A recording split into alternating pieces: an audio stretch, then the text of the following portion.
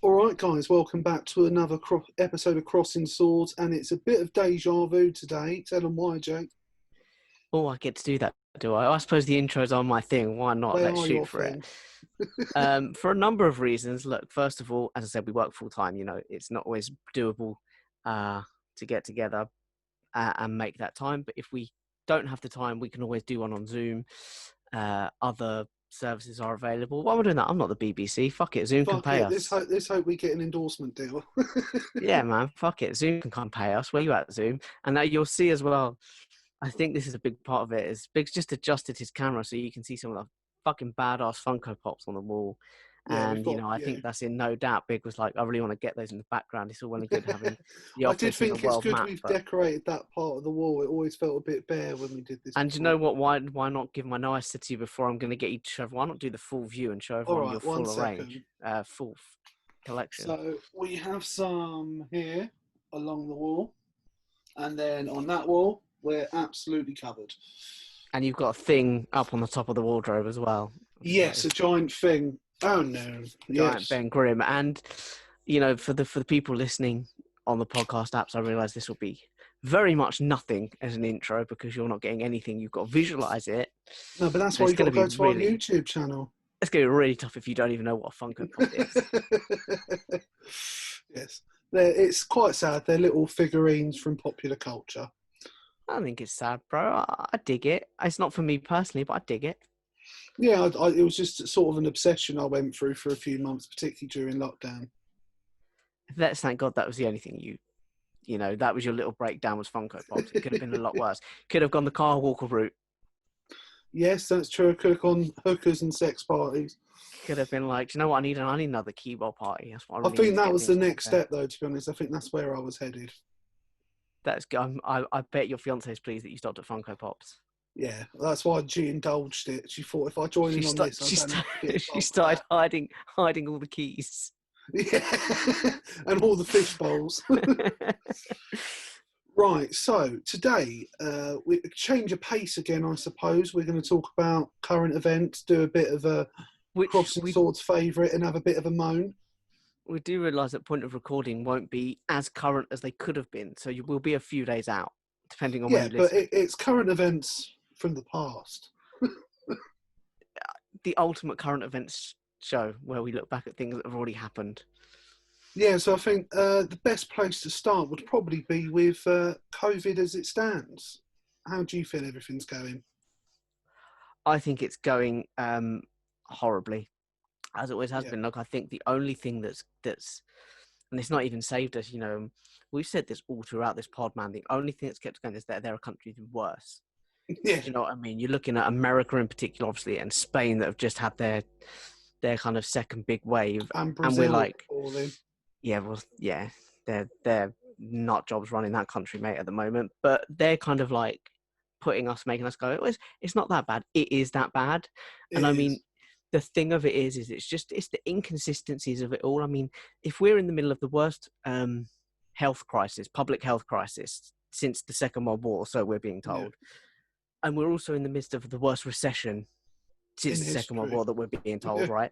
Well, then, would you really send Parliament into recession, into the summer recession, in summer recess? Well, they've got to have their holidays, mate, haven't they? Surely. Do you know what I mean, though? I mean, it's they're not paid to run the country or anything. It always comes back to the same question for me, with the government, with everything our government are doing on this.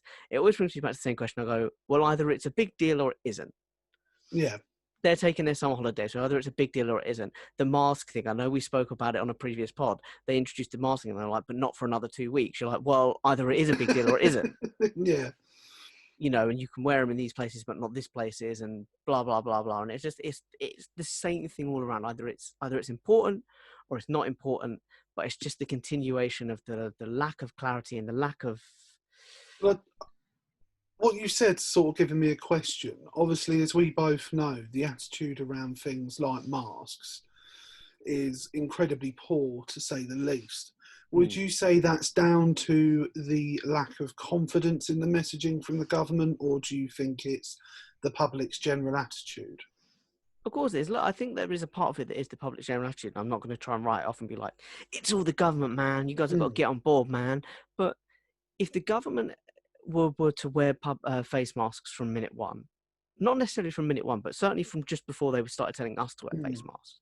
But if a government minister or any government official, but a government minister particularly in the cabinet, does a TV interview telling us the benefits of wearing face masks whilst not wearing a face mask, Yeah, it's really hard to get people to get on board with that. yeah, absolutely. No, I'd agree. What do you think on it? I think people have just got to a point a bit like, and it's something we'll talk about later, Brexit.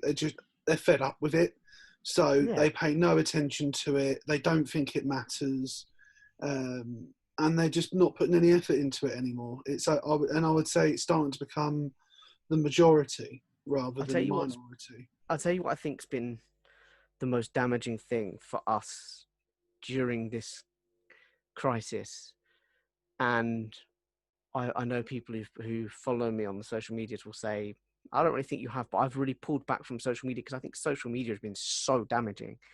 The false information being shared, and this is across all the stuff that's been going on in the last few months, on the Black Lives Matter movement, on the COVID thing, on the recession, on the masks, on so many things.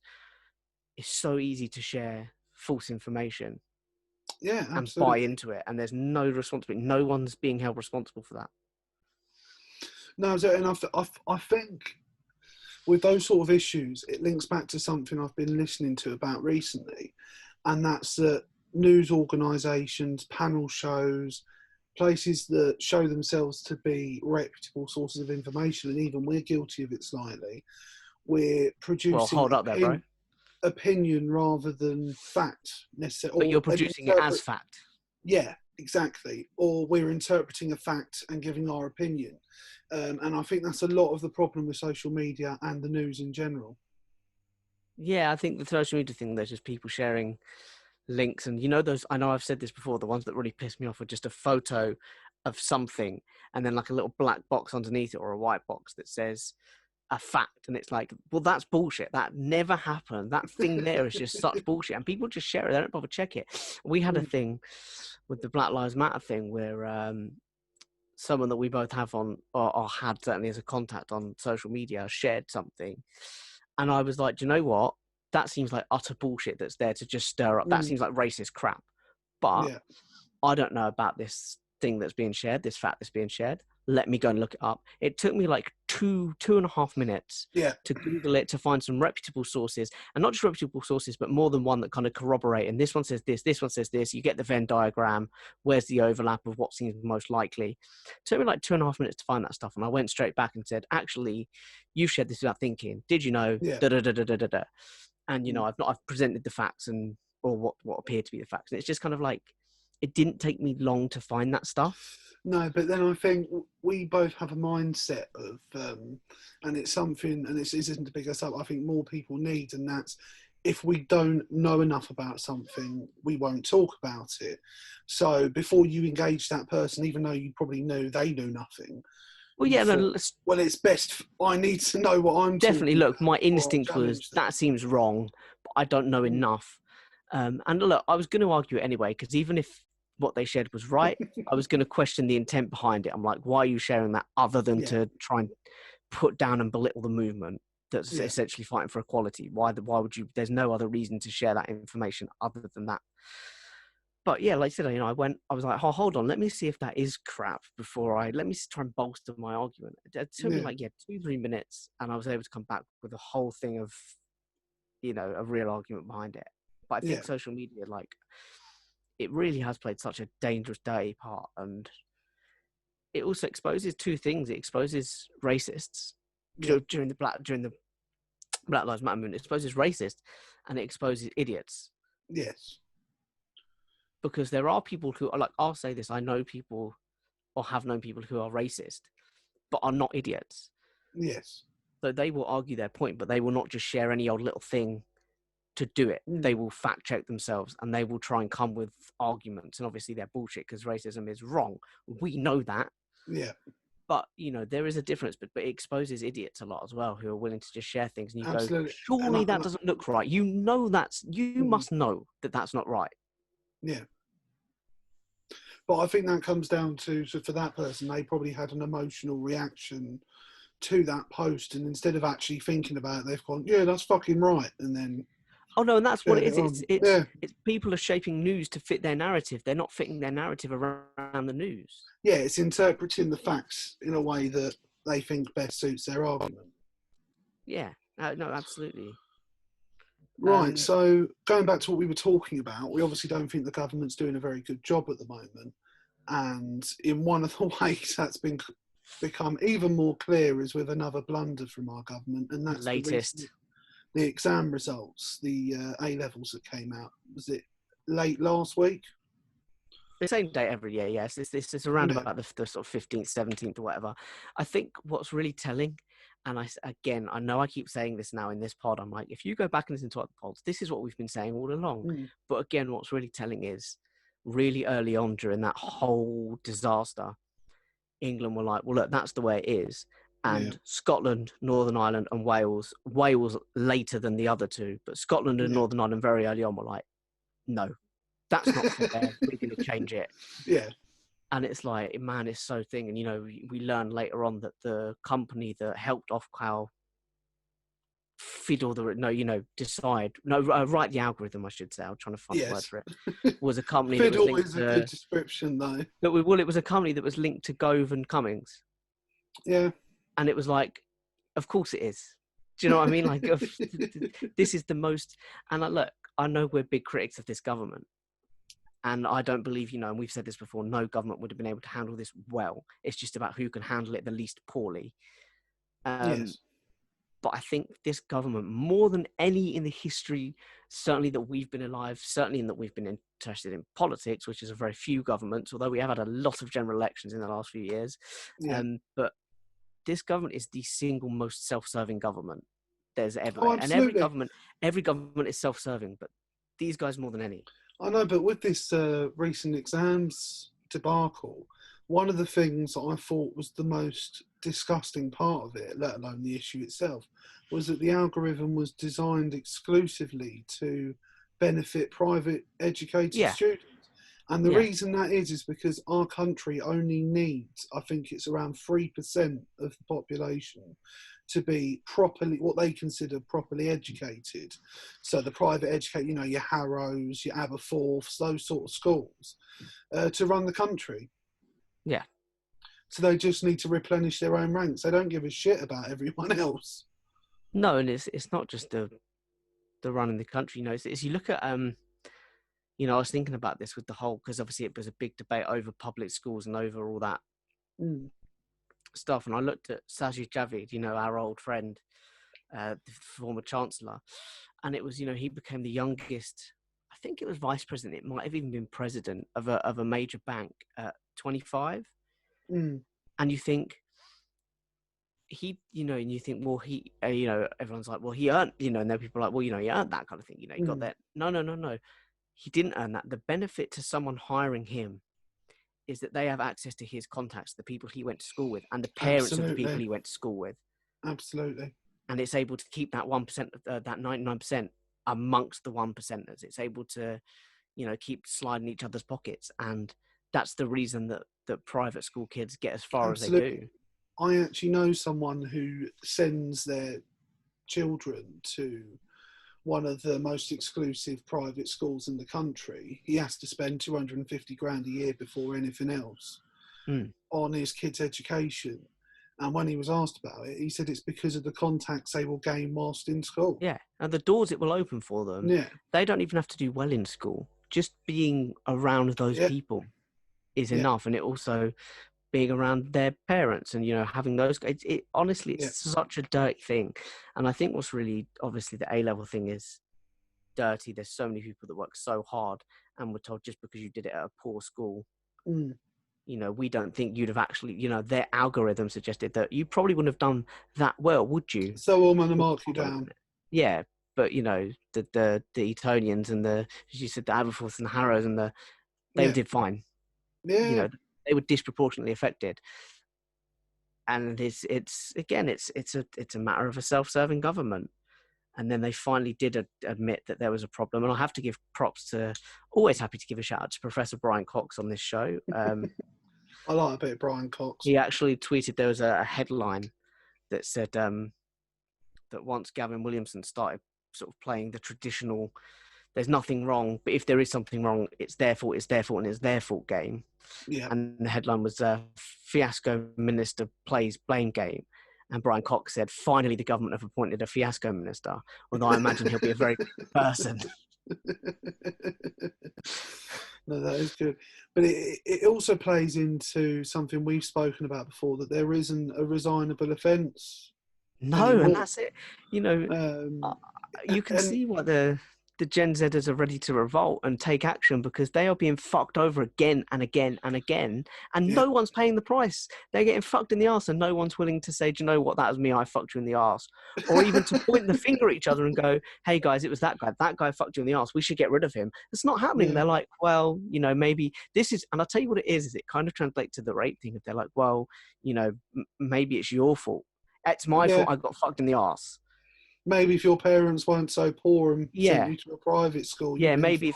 And you know what? There was a lot of stories of, and this is what I loved. Again, you know, sometimes Twitter can be a good place as well as a horrible, despicable place, because there were so many stories of people who, you know, the public school people who said, well, I didn't get where I got through my contacts. I got there through perseverance and grit, and the internet rightfully tore them to pieces, because they absolutely got there because of who they are.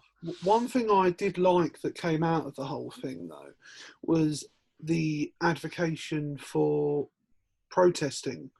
You know, this generation of kids were like, no, fuck you, we're not letting you do this to us. Yeah, and they took to the streets. And it worked. Places. You know, and it worked, and it's been overturned. So no, I think brilliantly well done on the students for not accepting it. Yeah, do you know what? I think our generation, as millennials, I was speaking about someone at work with someone at work about this recently, where I said, I think obviously individuals are individuals, but as a whole, as a generalization, our generation millennials, we kind of have this attitude of like, well, look, the world is shit. The boomers have really fucked us. Nothing's going to change. So fucking no point, is there? Let's just give up on everything. And whereas the Gen Zers are kind of like, they've got us to look at, and they're like, well, these guys aren't going to do anything about it. Yeah. And it's too shit not to do something. Well, I think at the same time as we were growing up, the world advanced in terms of technology so rapidly. There was so much to sort of enjoy and distract you at the time. So it was like, here, look at these shiny things we're giving you. You know, your 3D tellies, your portable DVD players, your cars with DVD players, and, you know, just all this crazy shit. And then all of a sudden, this next generation of like, yeah, that's great, but what about global warming? What about our grades? You know, what about our future?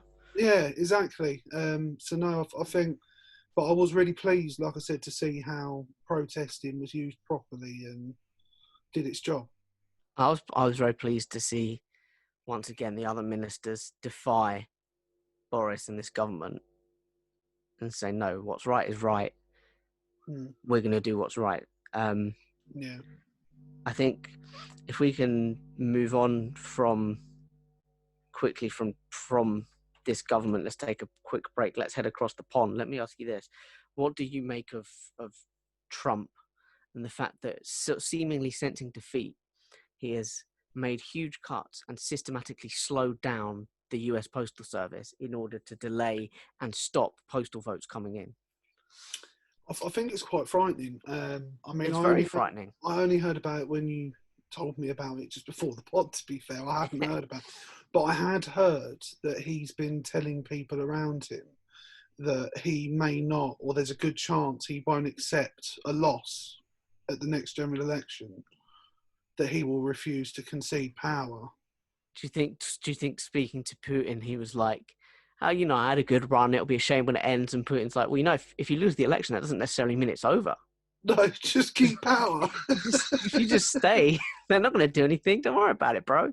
I've got you. I can just picture Donald Trump being dragged by his fucking feet out of the Oval Office, and Joe Biden just being like, Donald, mate, come on. You're just embarrassing yourself. Yeah, come on. Standing on the steps of the White House, just shaking their head like... But I would like to say, I don't know how you feel about it, I would fully endorse Joe Biden to be his replacement. Yeah, I think a lot of the thing that's going on and that really bothers me is people are like, well, but American voters are like, well, Biden's not perfect though, he's got this and that, and it's like, bro, it's not about perfect. You've got two candidates. It's a fucking two-way system. Yeah. Which one's Like, better than the other? basically, one of them is fucking you and your whole family right now Mm. against your permission. The other one is willing to take you to dinner before they fuck you. He'll give you a gentle reach around while it's going Yeah. on. He'll use the Whereas Trump like is there literally is going to fucking grab you by the pussy. Do you know what I mean? There's no airs and graces. like, there is going to be fucking going on, but it's going to be a much gentler, slightly He's more going to try and consensual make love fucking. to you. Do you know what I mean? There'll be eye Yeah. contact. It will be. So like, obviously it's not perfect, but when the alternative is what it is, like, bro, what the fuck? How can you even argue it? Do you think part of it is because they've survived, so to speak? Like everyone thought Trump's going to get them into war, or all these things. That because He's some of worked those, hard at it, to be fair. yeah, because some of those disastrous events that were predicted haven't Didn't. happened, that people have gone, well, do you know what? He's done all right. Yeah, maybe. I mean, I don't know. It's just the whole thing. I liked that Trump, was like, he's old Joe Biden, man. He's like fucking stupid and masks are stupid. And Joe Biden immediately went on a bike ride wearing a mask and was like, fucking well done, that man. That's a good ad campaign. That's a good And campaign I move. saw a brilliant video of him on Twitter last night, talking to a young boy with a stutter. Yes. And he got the boy's number, and he was so sweet. He was like a granddad Yeah. supporting his grandson. And I just thought, you know what? Fucking good. It was just really nice to see. It was really Yeah, nice. no, it was refreshing. And I think thanks to the likes of Trump and Johnson, you don't actually have to do a lot to seem like a really great No, you politician anymore. just got to be a decent human being. Just not to be a massive dick. That's Yeah, kind of the bar's been dropped so fucking low. yeah. I mean, is it bad? I would take Theresa May back at this point. Do you know what I I mean? would take Theresa May back at this point. Like, I just think, yeah, no. I think it reeks of fascism as well. The Donald Trump move. It's the It's whipping someone up who of doesn't want to. nationalism that I think is the dangerous part. It's making people emotionally invested in this idea of being an American and America, and it's the same in any country. That is the really dangerous part. That Yeah, you're better for no other reason than you're from the country you're from. yeah, And and I this. think, and that's what people are connected to with Trump, because he oozes nationalism. And I think that's a fantastic segue into the next sort of topic, in that I recently had an argument with someone on social media about this with regards to the topic that we're about to discuss, where I said, who decided that you get to be born in this country, that you get all the benefits that come from this country? No Yes. one. And their response was, well, I was born here because my parents were born here. Actually, you're like, yes, not fucking. That's my point. Like, that's pure. Like, you could have come out of a woman in any part of the world. Yeah. And brings us nicely onto the refugee crisis. And I think it's just this government's classic tactic of shiny, look over there. Mm.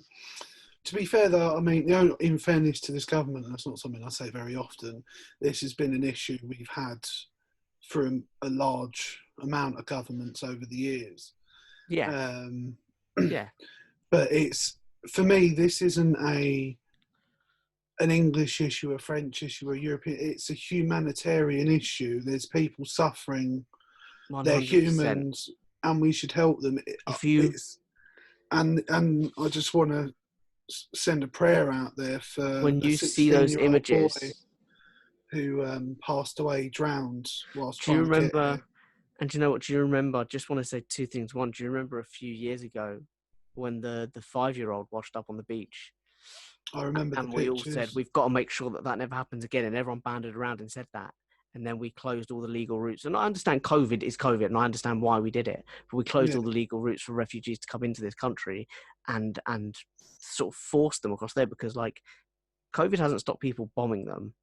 No. Hasn't stopped people shooting up their homes with weapons that we provide, by the way, as the British government. Yeah. But even if we didn't, it's a matter of, as you said, it's not a matter of we differing on political opinions. We're different on values of human life, and that's something I can accept people having different views on political stuff and being really far on the right. I might not agree with it, but I can accept it.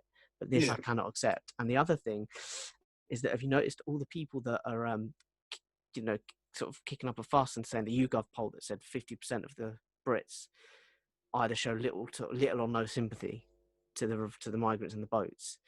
And I can And believe it. And it's oh no, incredible. 100%. But Right. you know, it's all the people that are like, fuck them, let them drown and all this shit.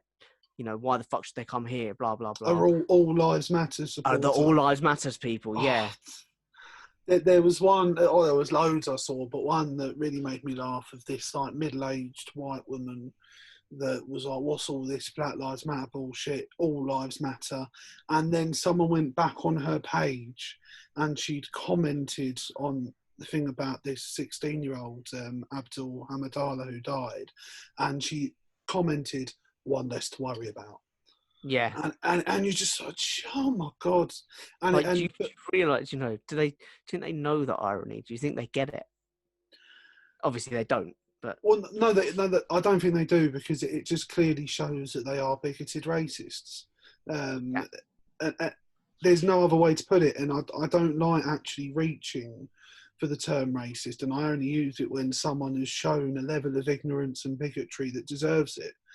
And that's what I did recently with someone on social media, because eventually there has to come up, because we had a discussion about it with someone we know, and they said, oh, they're just a funny idiot. And I was like, no, but that's the problem.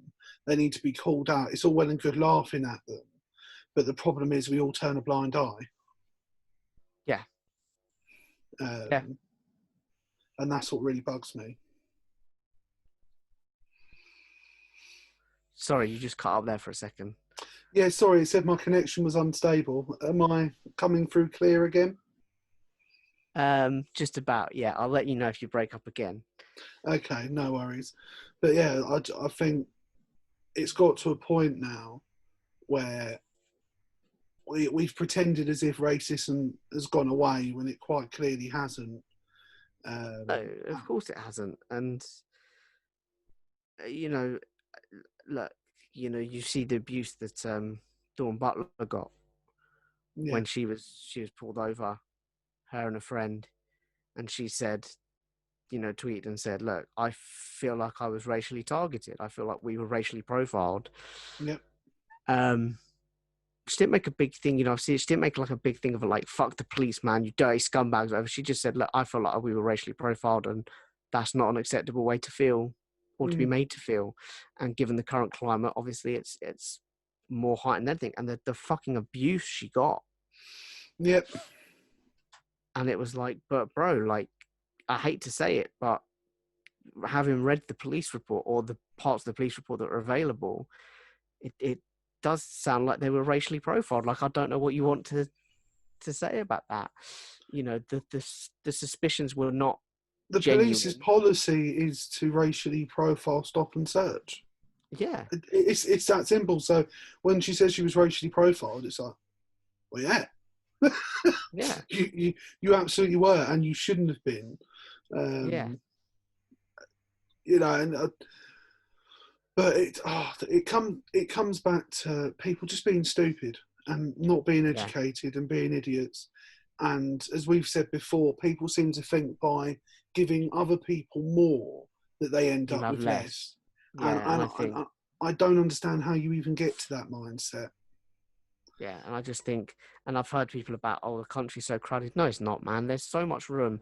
And, the reason, by the way, that, there's such a housing crisis has got nothing to do with the overpopulation. It's the fact that at the moment, the government and their bodies can't make a profit off housing. That's what it is, man. Because if we were to generate have a shortage of skilled workers. If we were to like genuinely put in a state fund, much like the NHS or something like that, like a genuinely proper, well-structured, well-invested, state-funded housing policy, where we developed all these housing sites that are waiting to go, and then gave them out properly and fairly, we wouldn't have a housing problem.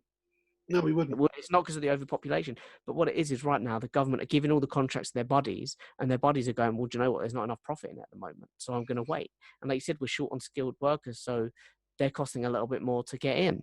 But yeah, So apparently I'm going to all wait. the foreigners are stealing their jobs.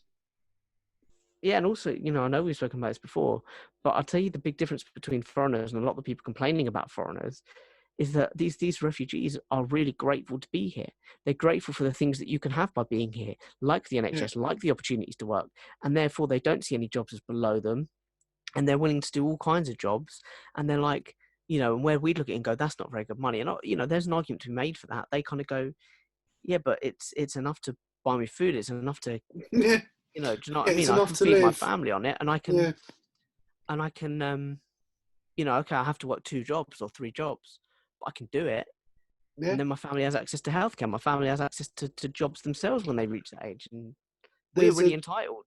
There's a gentleman I work with from Sri Lanka. He actually gave me a lift home last night on the way from work.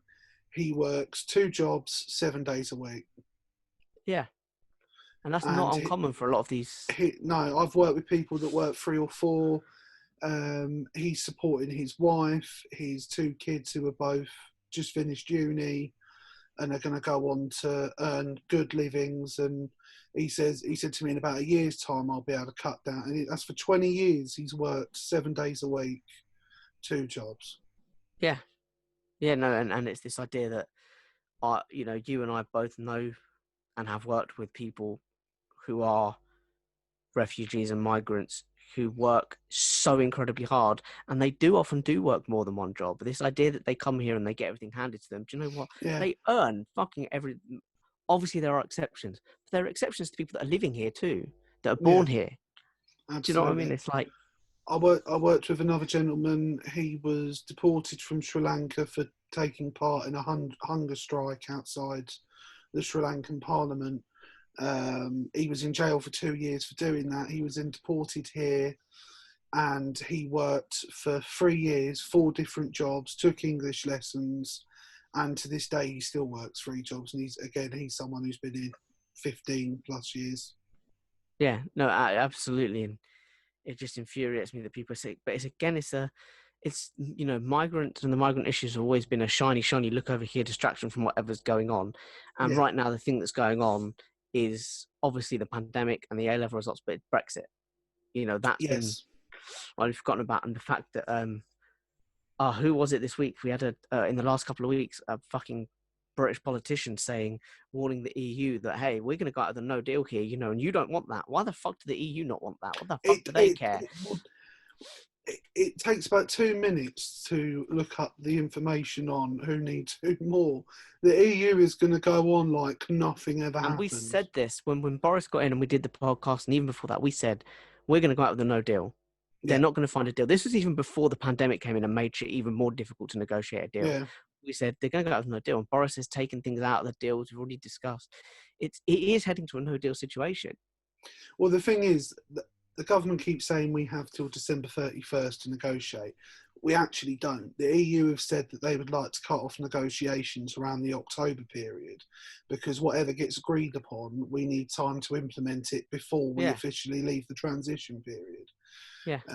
And what still makes me laugh is you get people saying like, we haven't fallen off a cliff yet, and we've left the EU. It's like, well, no, but we haven't. We're still in the single market. No, we're in the transitionary period. We're still in the EU. Yeah, exactly. Once that's over, you will see the damage. And it's quite funny. I was reading stuff online this morning, and they're saying that they reckon within 10 years of after the transition period, we will be asking for closer relations again with the EU. Yeah, of course we will. Because we will need to financially, because we won't be able to survive.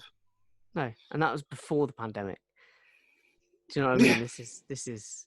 Yeah, no, it's a very worrying thing, but it's all been coming, and I'm tweeting like weekly at this point articles and where the government Boris and the ministers are saying, actually it looks like we might be going out with this, and actually this might be happening, and I'm tweeting every week being like, do you remember when I told you and you all said I was like some fucking Ramona who was like Project Fear, and you were all like, no, it's stupid, you're just playing worst case scenario. Do you remember when I told you? And now it's fucking happening. And that's what's infuriating, because it's not like, oh man, this self-destructiveness has come out of nowhere. We told you this was going to happen. Yeah, the problem is, though, Point I by think point. we are just seen as people like us as opinionated lefty snowflakes. Yeah, we That's how are. we see. And it's the same. We might as well have the word conspiracy on our foreheads. You know, that's the level of credibility people like us have. What we need Yeah, is our own version of Boris on our side that just waffles on about crap but can actually get some information across. yeah. But we don't. No, we've Uh, got facts and fucking, None of science that. on our side. What stupid shit But is that? the Worthless problem shit. is all the facts and information talking about the world as a whole at the moment says how royally fucked we are in all sorts of different Yeah. ways. So to be honest, I don't really blame people for not wanting to listen to it, but it just means nothing gets solved, nothing gets fixed, because the people aren't interested in climate change or anything like that. It's not sexy enough. Do you know what I mean? There's nothing. No, quite. It will just require sacrifice of people. So the government aren't going to push it, and the people don't want it. So it gets pushed back further and further. And I wanted to kind of like quickly touch on a few more issues and a few more questions to run through. Yep. Number one, let's keep it with this government. Let's keep it with the corona thing, or kind of linked back to the corona thing. What do you make of the fact that during the Snooker World Championships, as of the 15th of August or whatever it was, the government's delayed restart of allowing people in small venues and stuff, allowing nail salons to open and bowling alleys, that the people were allowed in the World Snooker Championship final, which is a small venue in the Crucible in Sheffield, Yeah. weren't allowed at the Cricket, which is an outdoor venue, big, relatively big stadium. Well, it's just logical inconsistency. You know, it makes no sense. That's all I can say about it, really, because if you're going to let people in the tiny snooker hall, why can't a few hundred people go to a football game or a cricket game? Or, like you say, why can't you go to a bowling alley? They are actually separated. There's all sorts of, just logically. To be clear, they could go to a bowling alley. When they went to the snooker, they could go to a bowling alley. Couldn't go to cricket, couldn't go to football. Again, outside events with big stadiums. And I actually think with the big stadiums, it'd be far easier to segregate people than at a snooker hall. So no, 100% it would be. So, and I think you've picked up on something there. It's the inconsistencies of this government. Yeah, it's just a logical inconsistency. It's we go back to the mask thing. We have to have masks, but not for a couple of weeks. And I know I can't remember whether I said it at the top of the pod or whether I said it off air to you, but it always comes back to that same question: is it a big deal or isn't it a big deal? Either we have to wear masks or we don't have to wear masks. Either we can go into sporting venues or we can't go into sporting venues. Well, like someone can walk into my shop and they're expected to wear a mask. Next door, we've got a pub. They can walk out of our shop, take off their mask and walk into the pub without one. Yeah. Why? Yeah. Huge inconsistencies. And, we're hearing stories of the people on the test and trace phone lines. There was a story of a chap whose team of, I think he said 8. Don't quote me on that. But I think he's in a team of 8. He's been on it for 2 months. One member of their team has made one phone call.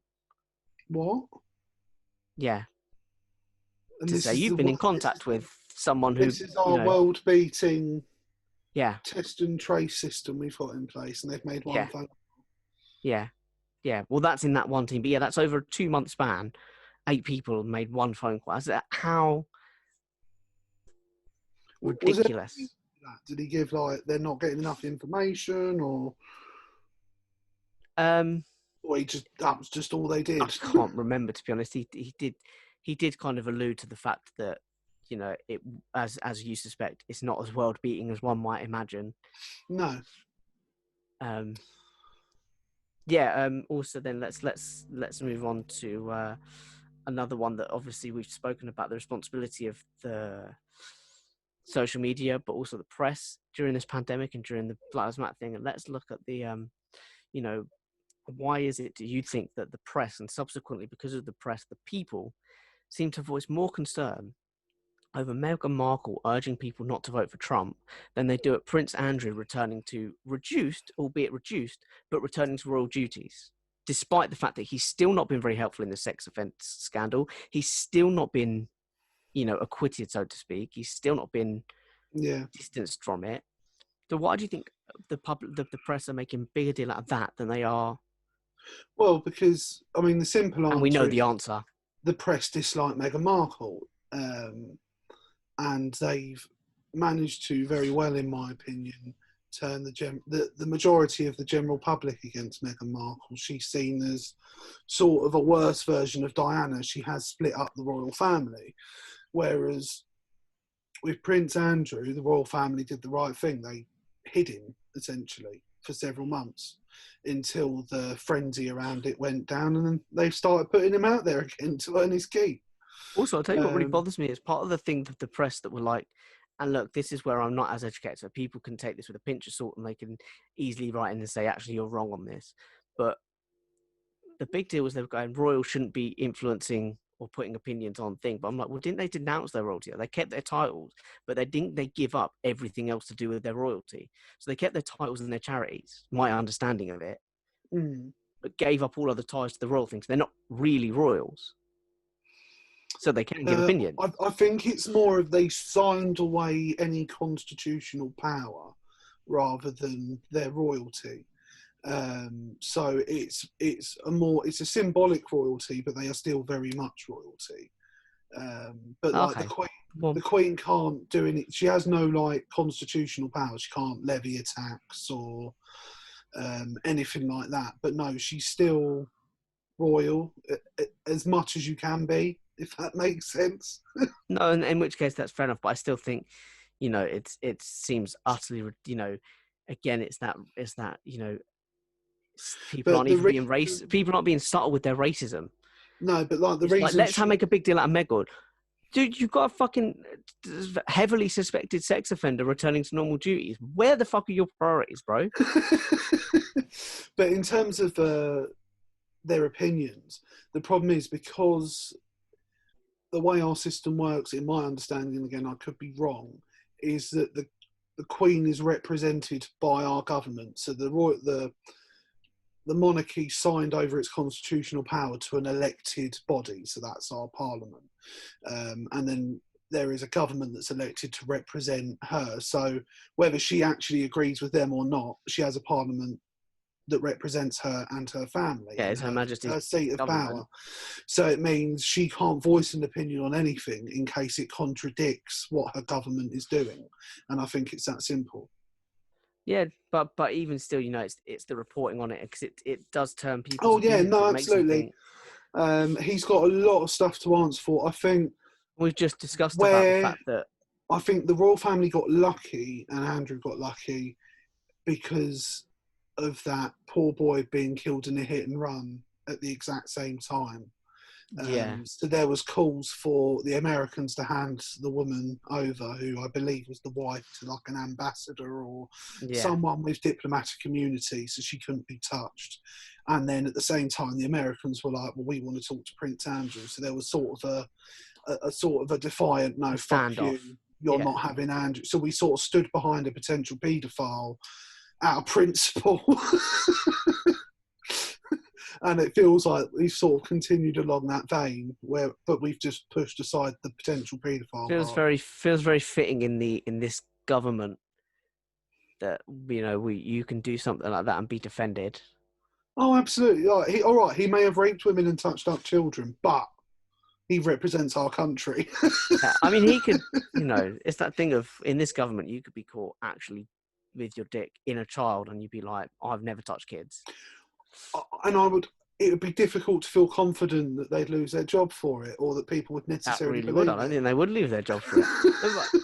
But I'd say the thing with Meghan is we've just talked about the fact that Trump is essentially becoming a dictator. Or he wants to. Why wouldn't you urge against it? I know she's not calm, but there's a big difference between kind of taking her to the side discreetly and saying, look, I know you want to have opinions, but you're in a position where, unfortunately, maybe you can't voice them as much anymore. So be a bit more subtle and clever about the way you get those points across. Put them out by putting statements through your charities and through your companies rather than through you. Yeah. But the outrage at it is completely disproportionate and unjust. Yeah, but that's, as we know, it's been the case for the entirety of her public life since being engaged with the royal family. Yeah, Yeah, absolutely, and yeah, as I said, it's just, but they're not even trying to be subtle with their racism anymore. It's just, Out and we out. don't like her. Why? She's She's different. You slightly mean she's brown. black? Yeah, you mean that's Yeah. what you mean? Just say it. Just come out and say it. Her skin's darker than mine. I don't I'd like rather they it. just came out and said it and was like, "Come on, we were willing to accept a ginger one of our own, but the black woman, no, that's a step too far." I think it was once we saw her mum. Do you know what I mean? It was like, whoa. It's like, She's well, actually, okay. she's black. Like, no. Yeah. Imagine the media being like, "Oh, no, she might be tanned. I don't know. No, black. No, she's black." Yeah. No. You can release those statements, boys. You Yeah. put those stories out there. Carry on with your racism. Yeah, you slag her off. That's fine. Let me just take a quick sip of water before I move on to my final question, whilst you pad for air. Oh, you've just put me on the spot. Right. I hope everyone's looking forward to, as of recording, the Champions League final tonight. Should be a good game between. What a game it was. We have to pretend that it was in the past. What a game. My prediction, 4-1 win for Bayern Munich. I think I'm saving saying this prediction. Can't believe Neymar's such a cunt, isn't he? Did you see him dive? Oh, mate. Yeah, I mean, that guaranteed. Guaranteed that's relevant. He went Guaranteed down like a sack of shit. He's been missing lots of chances as well in the recent games in the Champions League. But he's also been more selfless. I'll give him that. Okay. So, from Neymar to the guys that are just involved in just about everything at the moment. So, there's recently been a story about an Alexei Navalny, who's a prominent anti-Putin figure, shall we say. Now, do we think that he was actually poisoned, or do we just jump to that and buy that narrative because of what we think of Russia and Putin? I think he absolutely got poisoned. The thing is, it may be what we think of Russia or stereotypically think of Russia, but that's because they poison people. They do have a history of poisoning people. There's no doubt that that's one of their go-tos. It'd be like rapists go, why do you guys always assume I've raped someone? It's because you rape people. my favourite Russian poisoning thing, by the way, was when they did the state interview of Russia with the two guys, the Salisbury poisonings, the Novichok thing. Yeah. And they were like, we're just like church enthusiasts. We're just here to see the tower. They looked like fucking enforcement thugs. They looked like KGB thugs. Yeah. And they were like, we just like churches. Like, I don't know what's not believable about that. Everything is not believable about that.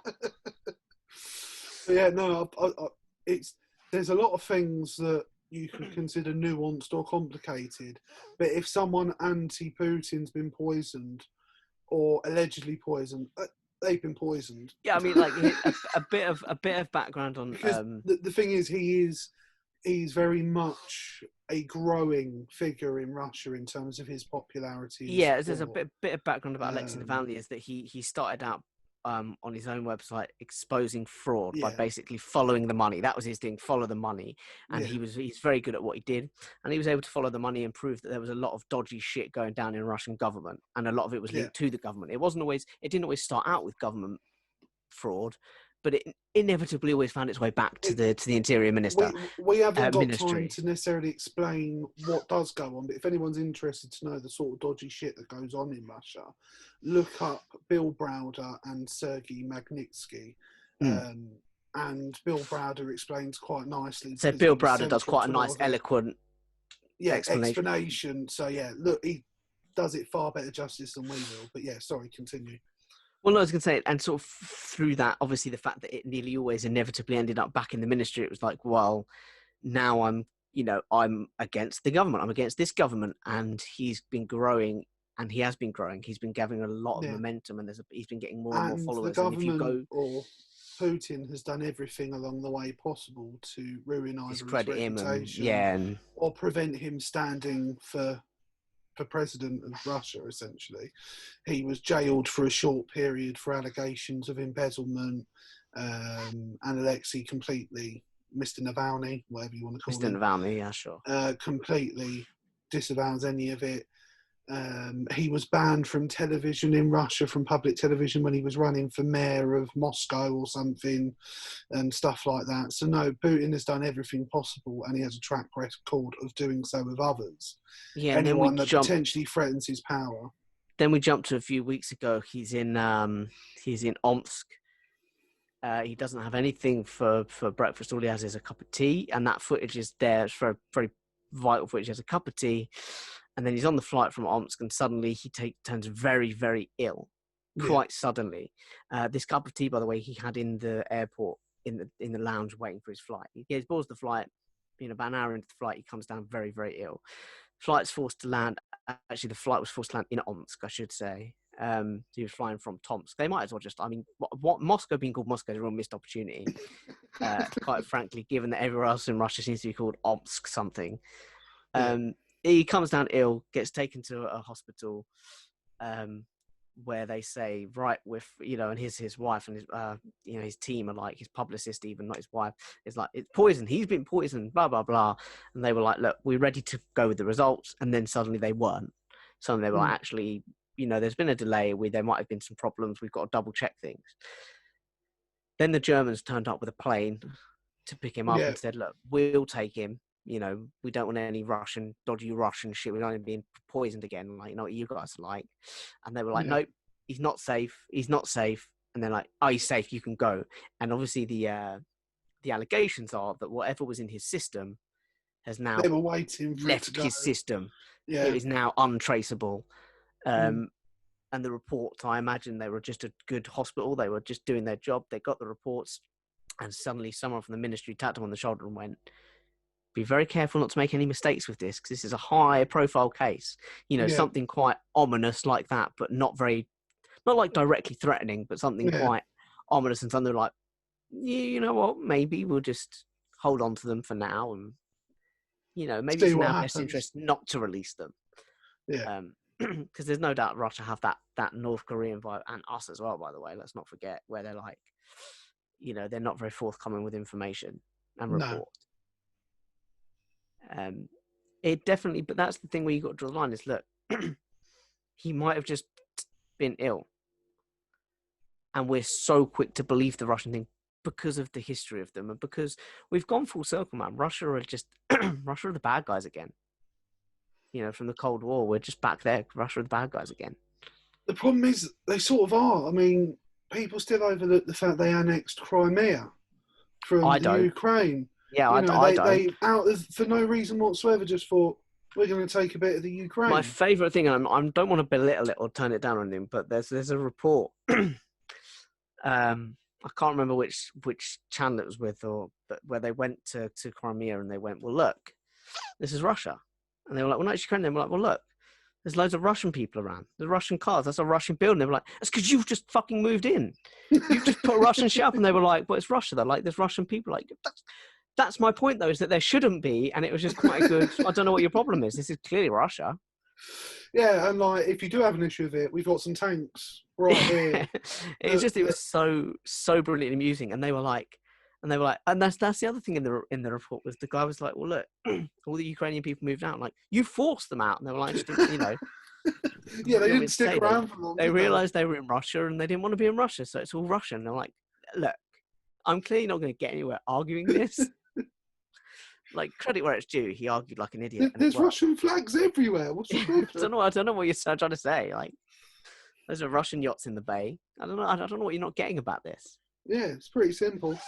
There's a Russian tank coming down the street. It's just Russia. The problem is Russia's got the most famous, one of the most famous dictators currently in power.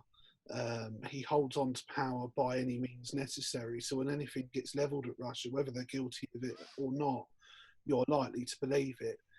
And he's just made amendments and essentially abolished the term limit on the presidency. Yeah. Well, of course he has. He wouldn't be a dictator if he didn't do stuff. No, but it's one of those dictators where it's like, I'm not a dictator, I'm a president. People vote me in. But sure. Do I make sure that they vote me in? Yeah, do I make sure that they vote me in? Of course I do. Do I shoot them if they don't? Yeah.